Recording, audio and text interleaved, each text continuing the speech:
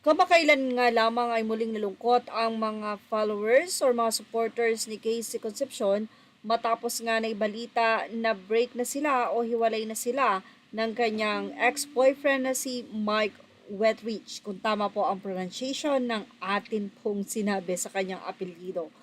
Anyway, yun nga, say nga ng mga netizen, nakakalungkot naman daw dahil akala nila ay ito na talaga ang magiging forever ni Casey Concepcion. Kamakailan lamang nga din, kung kailan lang din ay nagbiroan pa nga ang dalawa dun sa kaarawan ni Casey, kung di tayo nagkakamali na nag-comment doon. Sinabi ni Casey na no, nope, you're not stealing my heart. Say naman nitong si Wandering Watches sa kanyang Instagram, you stole mine at Christina Concepcion. Unang nakita ang dalawa nang mag-vlog nga itong si Casey Concepcion sa isang market kung saan nakita nga nila na tila may guy na kasama itong si Casey.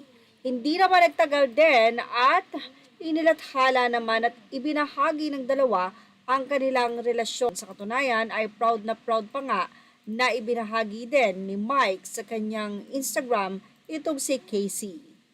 Pero tila hindi pa nga inabot ng isang taon ang relasyon nila Casey at Mike ay natapos din ito. Natapos man sa maayos at tila magkaibigan naman ang dalawa, pero marami ang nagulat dahil nag-unfollow na sila ngayon sa isa't isa sa kanilang Instagram. Makikita nga sa search kapag hinanap mo ang pangalang Christina sa Instagram ni Mike ay hindi na nga ito matatagpuan.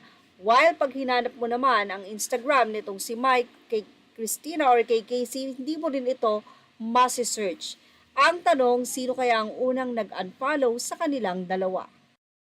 Nagkaroon naman ng iba't ibang komento dito ang mga netizen ng say nila, sad, pero in my humble mosang opinion, it's for the best. Hindi sila ang nakatadhana at balita pang may sabit si guy, so yeah. Ilang netizen naman ang nagsuggest na sana nga daw ay kay Apple the App na lang. Say nila, malay nga naman natin kung si Apple pala ang the one ano. D-type yon ni Casey, say pa ng isang netizen. Si naman ang isa mukhang hindi type ni Casey kasi matagal na dapat sila if-type niya yung guy.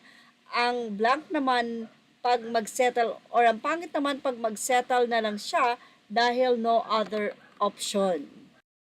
Aba malay natin kung si Apple the App talaga ang para kay Casey. At yan ang ating showbiz snap update. Thank you for watching. Images are all credit to the rightful owners. Please like, share, and subscribe.